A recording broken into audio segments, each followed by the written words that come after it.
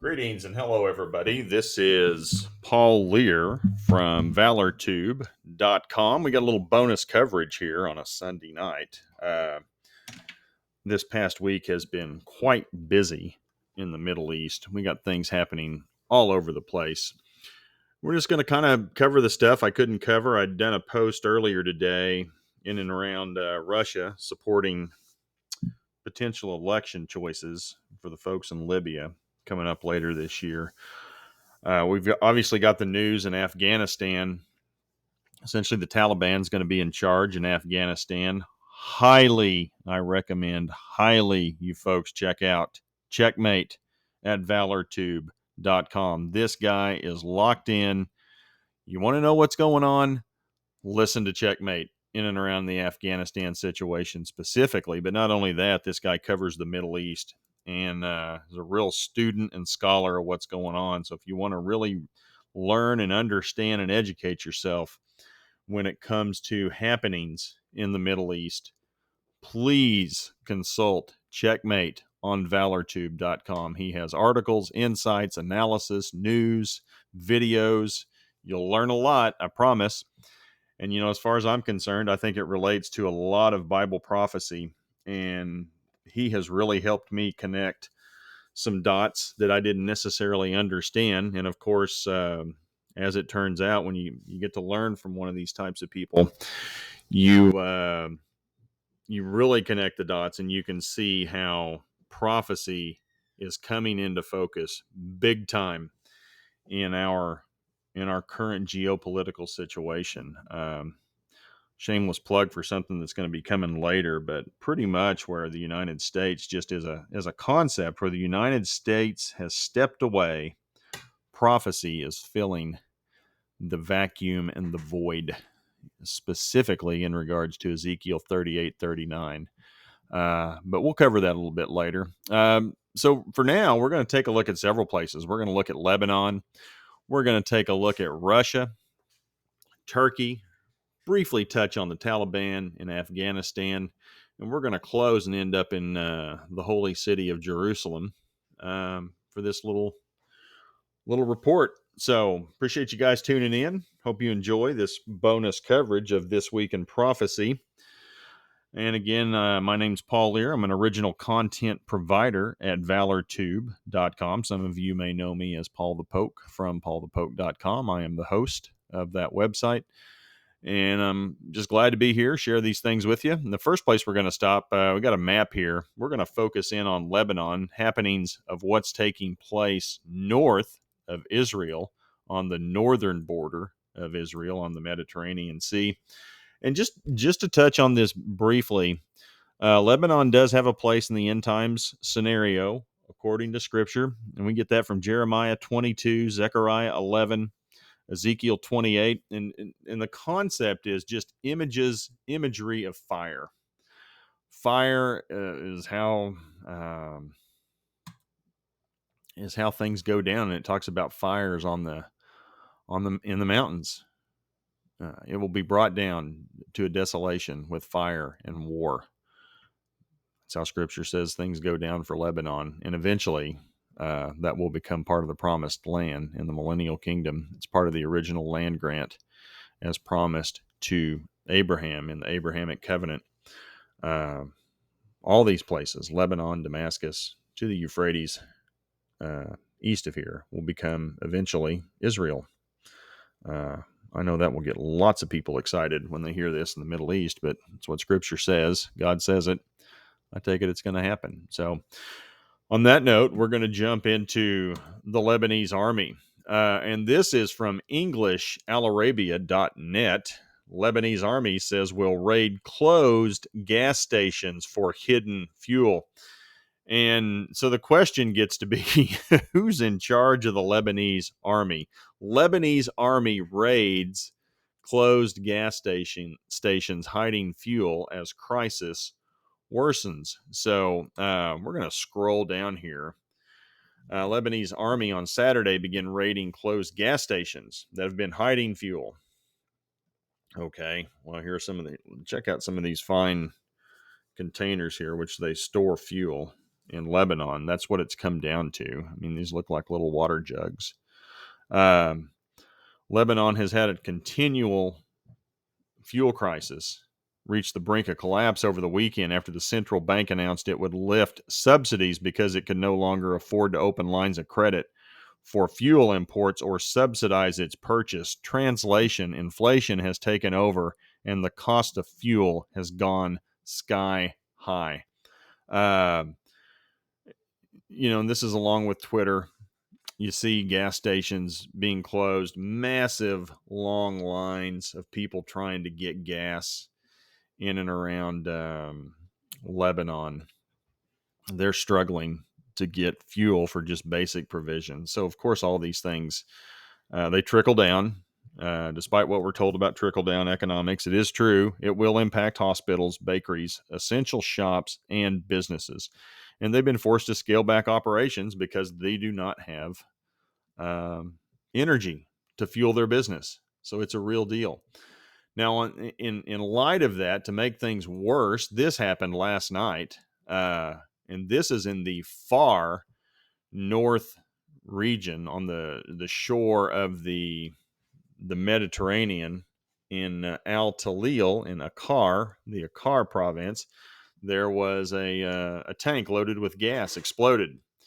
Now, this since then's been updated. I think there are close to 30 dead and hundreds injured in this explosion that you are looking at, courtesy of somebody's photography on Twitter. And you can see there are several people with phones shooting the video of this. So this is from World News Israel. They are the ones 24/7 who captured this video, and they're showing it. And I think it's about a 10-second clip. And it's just continuously runs. So you've got a fuel shortage in Lebanon. The army's taking fuel, and that's a whole thing. Who's running the army? There is no government. Arguably, it's Hezbollah who's in charge of the fuel of what's left. And the reason I say that is because this came out. It's within the last hour or so. Lebanon's Nasrallah says he will begin importing fuel from Iran. Now, Nasrallah is the one that heads up Hezbollah. Iranian-backed Lebanese group Hezbollah will begin to import gas and diesel from Iran, its leader said on Sunday. And again, Lebanon is experiencing a severe fuel shortage, caused long lines, gas stations. Here's a quote from Hassan Nasrallah. I assure you, yes, God willing, we will definitely bring diesel and gasoline from Iran. And that's not the God of the Bible. That would be Allah that they're referring to. And he assured that Iran had assured Nasrallah, Hezbollah, would stand by Lebanon and blame the Lebanese government and American influence for a lack of response to the Iranian offer. Yes, the fine folks at Iran they're here to help. Now, they need to be careful because they may get what they want and get what they wish. And they're going to find out being in charge maybe is not so wonderful, because then they're going to be held accountable by the people. So that could be interesting to watch. I think we talked about a little bit about this previously. Again, courtesy of Checkmate had sent some articles and some different resources just talking about the idea of Hezbollah kind of has the best of both worlds. If they're not in charge, they're not accountable, so they can sit there and point fingers and criticize and blame and just really kind of raise hell with no consequence. Well, it would appear that the government is really failing. Inflation has taken over on a real massive scale. And now they're going to step in, and Nasrallah is out there saying, yep, we're going to get some gas and diesel in from Iran. We're going to help solve the problem. Well, you better deliver, or the people they're not going to be happy about it. So, and again, that's on Israel's northern front. There are prophetic implications, so we pay attention to that sort of thing. And from Lebanon, we're going to take a trip to Ezekiel 38 and 39. That prophecy is dominating the headlines on a daily and weekly basis. I kind of follow where the news goes, and that has been a major part of the news. Going on the last month. Every time you turn around, something's going on with Russia and one of its proxies, according to Ezekiel 38 and 39. So again, we're going to follow the news coming out of Russia, Turkey, Iran, Libya, and arguably Sudan, Ethiopia, in and around the African Horn would probably be the best way to describe that. So, on that note, let's go to Siberia. Siberian wildfire smoke reaches the North Pole in historic first. And this is straight from Mother Russia's mouth itself, the Moscow Times. Independent news from Russia. That's right. Independent. State run, of course, but it's independent. We say exactly what the government tells us to.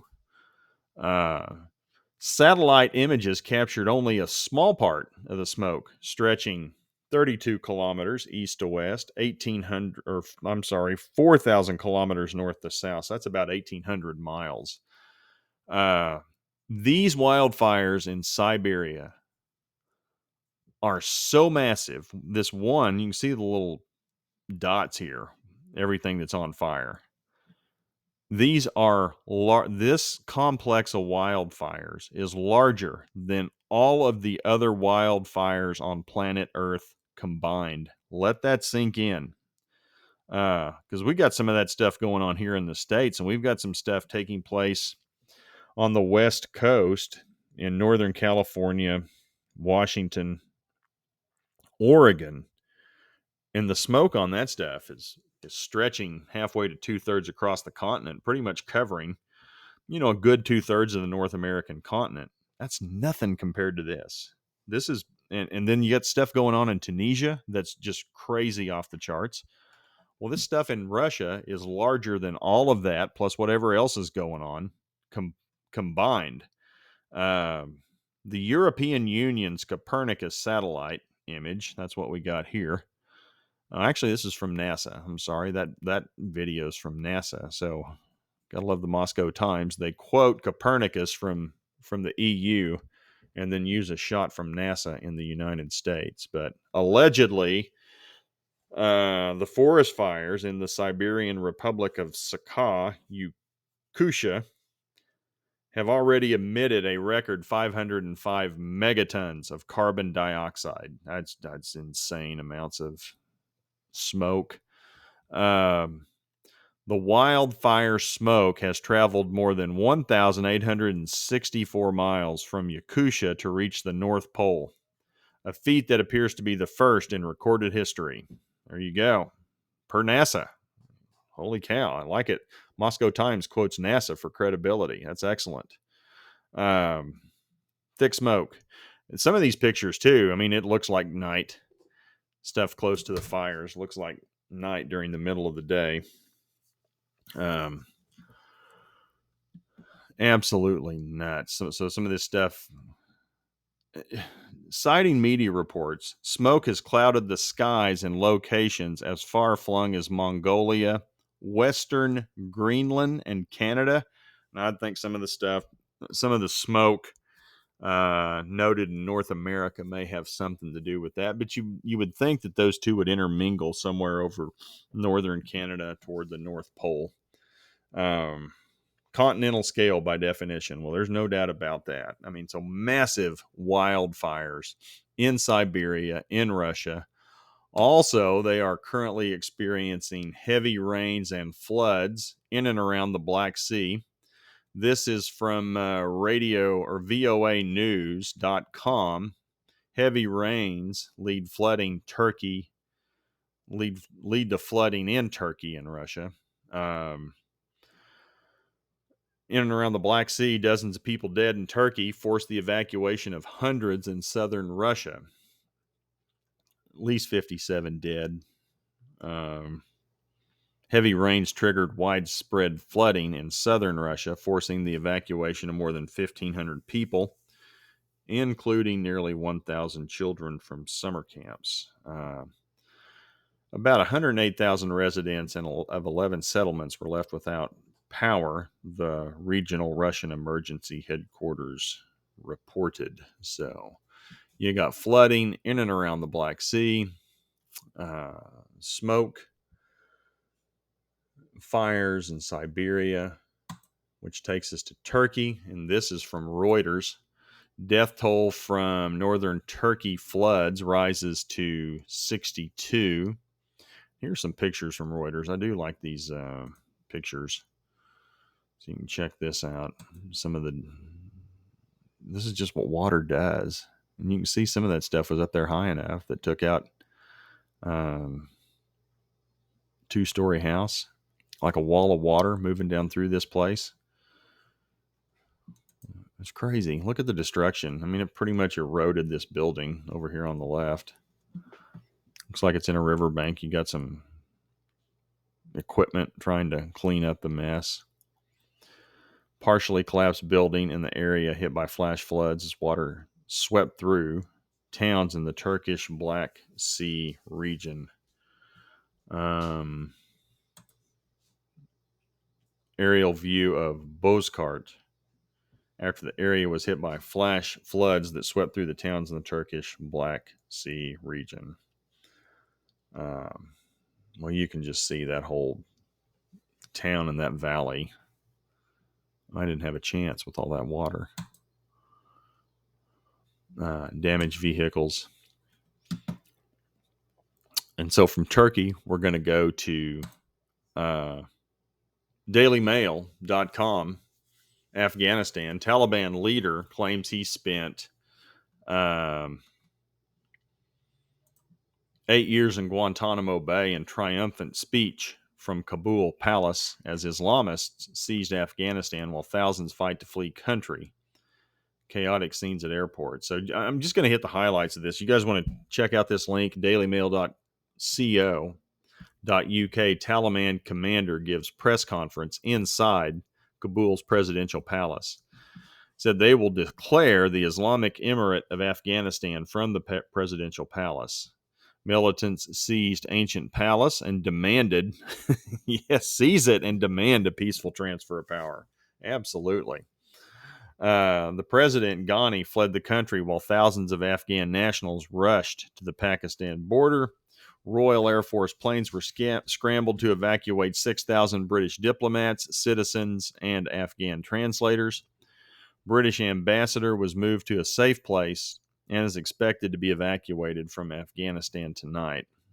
Prime Minister Boris Johnson said U.S. decision to withdraw from Afghanistan accelerated the current crisis. Now, that's very accurate. Joe's got a real problem. President Biden, he came out about, 5 weeks ago, middle of July. We're not going to have any of these incidents where you see helicopters flying from the rooftops of the U.S. consulate. Well, bull. Guess what happened today? We had people flying out of there. We were setting records on fire, trying to protect everything, destroy sensitive information. And the Taliban has just walked right in there. They're in control now. Y'all can read this if you want to. The thing I would like to point to, this is just an overview. You got passengers all over the airport looking to get out of there. People just trying to jump onto the back of any kind of transport plane just to get out. Absolute chaos at the airport, the international airport in Kabul. U.S. ambassador, embassy staff are fleeing Afghanistan after Taliban forces stormed Kabul. President Trump, or ex-President Trump, called for Biden to resign on Sunday over swift Taliban takeover of Afghanistan. He's talking about it. Biden ordered 5,000 troops to help evacuate U.S. staff and other allied personnel. Now, that's an accurate statement. That's what's going on. But if you read this nonsense in the press in the United States, they make it sound like Biden's ordering 5,000 troops to Afghanistan, and he doesn't. And they don't say why. They make it look like he's trying to do something, which he just withdrew all these troops within. Holy cow! It's within weeks. And then made the comment, nothing's going to happen. Had confidence in the Afghan government and armed forces to manage the situation. Well, they've overthrown this country in roughly a week or so. Prime Minister Boris Johnson again said the U.S. decision to withdraw accelerated the crisis. British Foreign Secretary Dominic Raab was forced to return to the UK from his holiday abroad. Keep your eyes on Mr. Raab. He's kind of busy behind the scenes in the UK. He has Jewish ties, although he doesn't claim them. Just somebody we watch. President Biden defended the withdrawal of U.S. troops, and blamed his predecessor, President Trump, for a deal that left the warlords in the strongest position militarily since 2001. Whatever. General David Petraeus said President Biden must take responsibility for a decision to withdraw. Spot on, General Petraeus. And Secretary of State Antony Blinken insisted the scene in Afghanistan is not comparable to the fall of Saigon, as he diverted blame for the Taliban takeover. Blame the Republicans. It's the Republicans' fault that the Taliban are now taking over Afghanistan. I mean, come on, really? And here are pictures. We got pictures. Taliban commander says fighters have taken control. There we go. Well, actually, not pictures. We have video. This is a guy that spent some time in Guantanamo, allegedly. He's now a leader. They all have guns. They're all surrounded by guns and AK-47s, automatic weapons. Y'all better take a good look at this. You folks who are anti-gun, they're not playing by your rules. And if you notice, they have lots of clips with lots of bullets, and they don't care how woke you are. They're wanting to take control. Let me look at him. Now, this guy's taking a nap, or he's tired. I don't know. But every single one of them are armed, and they got their finger at the ready. Look at them. Every single one of them. They're ready to go. You know? Every single one of them. Rapid gains of the Taliban 4 days ago, yesterday, today, they're in charge. So again, less than a week. Taliban leader Mullah Abdul Baradar's message to the Afghans. And I think this kind of sums it up. This is a serious deal. They have overthrown a government, and it's about to become the Islamic Emirate of Afghanistan. And here's our attitude over in the West. Smell the roses. Here's Britney Spears down here in the bottom right, sniffing on a pink flower in a crop top. Oh, isn't that wonderful? You think these guys give a rip about what some celebrity's doing? But for now, we're protected. And, this doesn't affect us, but you need to pay attention. These folks are serious. You get the flavor. Taliban militants hoisted their flags. They sat around the table in a government building on Sunday. They're now in charge. This goes on for a long time. Lots of pictures. Again, if you want to check it out, dailymail.co.uk.